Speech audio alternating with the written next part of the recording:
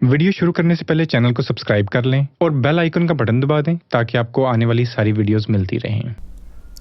अस्सलाम वालेकुम दोस्तों, मेरा नाम अरसलान खान है।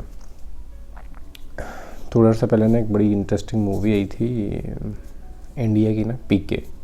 तो उसके अंदर मुझे कॉन्सेप्ट बड़ा मज़े का लगा था, वो रॉन्ग नंबर वाला ना कि रॉन्ग नंबर्स होते हैं हमारी सोसाइटी में कुछ।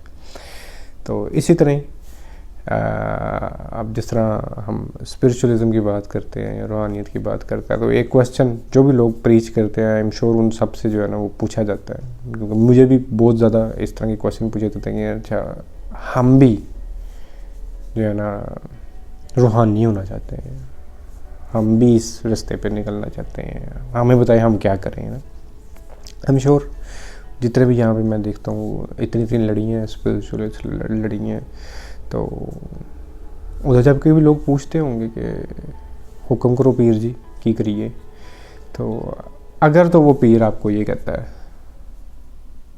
कि बैठ के मेरे पाँव दबाओ, मेरी टांगें दबाओ, या फलां चिल्ले काटो जाके, तो समझ लो कि वो रॉन्ग नंबर है। अव्वल तो मैं ये इस पूरे कॉन्सेप्ट के ख़िलाफ़ हूँ कि अगर एक इंसान जिस पे भेद खुला है या हक़ तक पहुँचा है, तो उसकी आने वाली लड़ियाँ भी जो है ना वो हक़ तक पहुँची हुई होंगी। ऐसे होता नहीं है। हर इंडिविजुअल अपने ही उस होश के ज़रिए वहाँ तक पहुँचता है। अगर मेरे पे कोई भेद खुला है, मैं स्पिरिचुअलिस्ट हूँ, तो इसका कतन मतलब नहीं है कि मेरी औलाद भी जो है वो होगी। वो अपनी मेहनत से, अपने तरीके से, अपने होश से अगर वो चाहेगी तो होगी। तो इस तरह होता नहीं है। इस चीज़ को समझने की ज़रूरत है हमें। ये गलती जो है, ये हम जब ये कहते हैं, ये देखते हैं ना इंडियन सोसाइटी के अंदर, वहाँ पर एक सबसे सुप्रीम जो उनकी जो वो कास्ट समझी जाती है ब्राह्मण्स, ठीक है। तो ब्राह्मण्स बेसिकली जो है वो उनको बोला जाता था कदीम वक्तों में, यहाँ से निकली है कि उनको बोला जाता जिन पर ब्रह्मा एग्जिस्टेंस पूरी जो है इसका भेद खुलता था। जो स्पिरिचुअलिस्ट लोग हो जाते थे तो उनको कहा जाता था कि इन पे भेद खुल गए हुए हैं, ये ब्राह्मण है।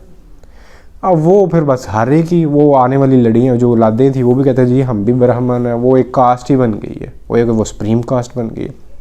हालांकि गलत है। ये आप पे नहीं खुला, अगर आप पे खुला तो आपकी औलाद पे खुले, ये ज़रूरी नहीं। तो इसलिए मेरी एक अपनी आइडियोलॉजी है, हो सकता है लोग इससे एग्री करें और डिसएग्री करें या उन लोगों के ऊपर।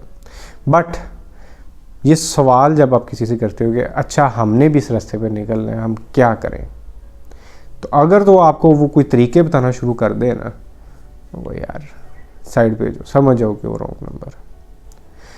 क्यों? क्योंकि सवाल ही गलत है। रूहानियत में करता नहीं होता, कुछ करने को होता ही नहीं, कहीं जाने को होता ही नहीं। जहाँ पर आप हो वही आपकी मंजिल है। जाना किधर है आपने? रूहानियत में अगर कोई सवाल होता है या स्पिरिचुअलिज्म में कोई सवाल होता है, तो वो सवाल है मैं कौन हूँ। बस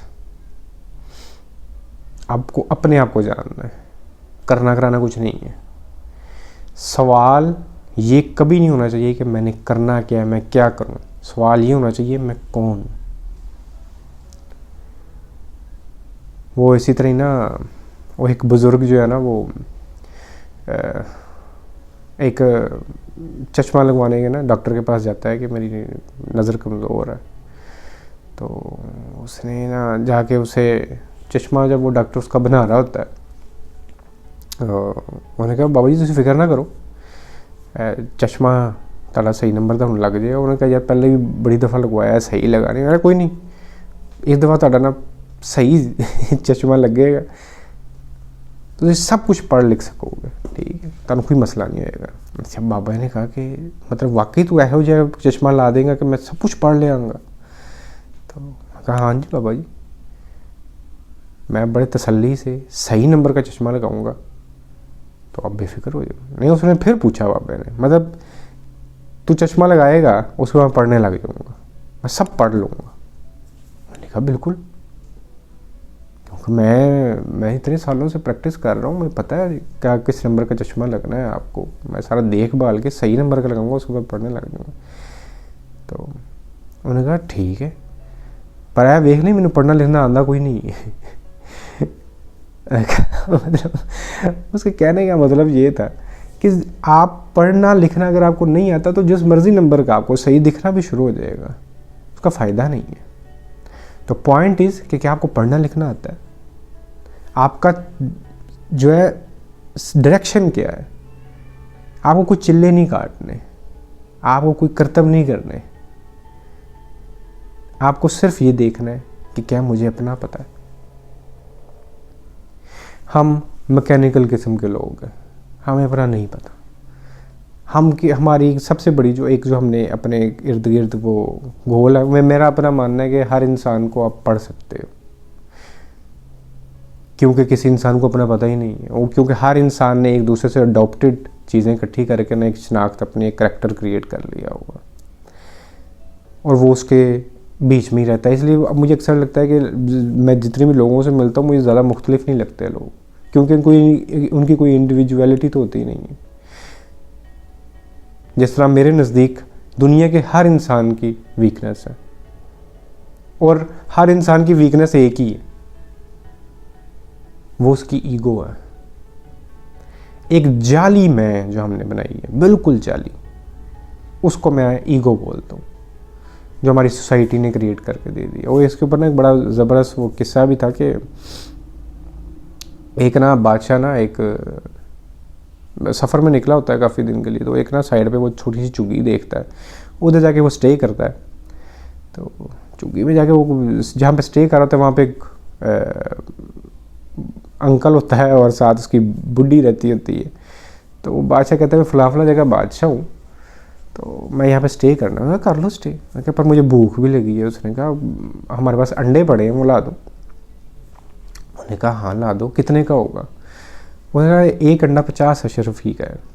अच्छा, बादशाह ने कहा इतना महंगा अंडा तो मुझे क्यों दे रहा है? ठीक है, क्या सोने का है अंडा, इतना ख़ास क्यों है ये?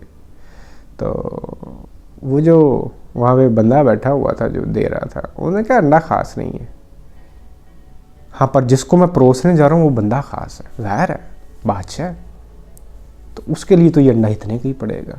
बादशाह मुस्कुराया, उसने कहा ठीक है। तो उसने वो 2 अंडे लिए और 100 अशरफियाँ ली। वो जब अपनी बेगम के पास गया तो उसने उसको कहा कि ये 100 अशरफियाँ ये अंदर रख। तो उसने कहा कि तूने इतना ज़्यादा क्यों लूट लिया उसको, ये तूने किस तरह कर लिया? तो उसने कहा क्योंकि मैं हर इंसान को पढ़ लेता हूँ, मुझे हर इंसान की कमज़ोरी का पता है। तो ये क्या चीज़ थी? मैं क्या वो कैसे? कहता है उसने फिर वो अपनी बेगम को एक स्टोरी सुनाता है। वो कहता है ऐसे ही ना मैं एक वो पग मैंने ना कोई 2-4 अशरफी की ली होगी और उसको ना ज़रा गोल्डन कलर करके ना ज़रा सजा सजू दिया, 5 अशरफियाँ लग गई होंगी। तो कहता है वो मैंने पग पहन के ना एक तकरीब थी जहाँ पे उस वक्त के ना बादशाह ने या सुल्तान कह लो जो जिसने भी उधर बैठना था, तो कहते हैं मैं उधर गया तो उसने मेरे से पूछा कि ये पग तुम्हारी जो है ना ये मुझे बड़ी पसंद आई है, तो कितने की दोगे? उसको मैंने कहा कि ये मैं 2000 अशरफियों की दूंगा। कहते हैं उसके वज़ीरों ने कहा कि ये बंदा लगता है पागल है। बादशाह ने भी हंस के कहा कि मतलब ये इतनी महंगी पग क्यों है? ये तो मुझे नहीं लगता कि कोई 2-4 अशरफी से ज़्यादा की होगी। उन्होंने कहा कि आपके लिए हो सकता है, पर मैंने ये पग जो है ये कोई 300-400 अशरफी की ली है। उन्होंने कहा फिर तो तू पागल है। उन्होंने कहा पता नहीं, पर मैंने जिससे ली है ना उसने मुझे कहा था कि तुझे इसकी खासियत का नहीं पता, ये पग जो है ना एक दिन एक बहुत बड़ा जो अजीम बादशाह है ना ये तेरे से 10,000 अशरफी की ले लेगा।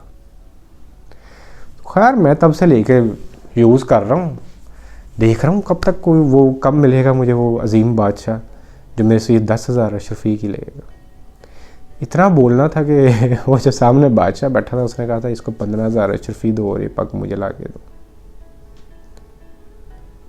उसने वो पग जो ज़्यादा से ज़्यादा 5 अशरफी की होगी उसने 15,000 अशरफियों की बेच दी। और उसके जाके उसके वज़ीरों ने कहा कि ठीक है हम भी इस बादशाह को लूटते थे पर ये तूने क्या किया? क्या मुझे पता था हर इंसान की कमज़ोरी का, और हर इंसान की कमज़ोरी क्या है, उसकी ईगो। आप उसको यूटिलाइज कर सकते हो। इसलिए मैंने बोला कि हर इंसान मुझे एक जैसा ही लगता है, कुछ बहुत ज़्यादा फ़र्क नहीं होता। इन दी एंड वो अपनी ईगो का गोल पहने ही बैठा हुआ है, वही उसकी सबसे बड़ी कमज़ोरी है।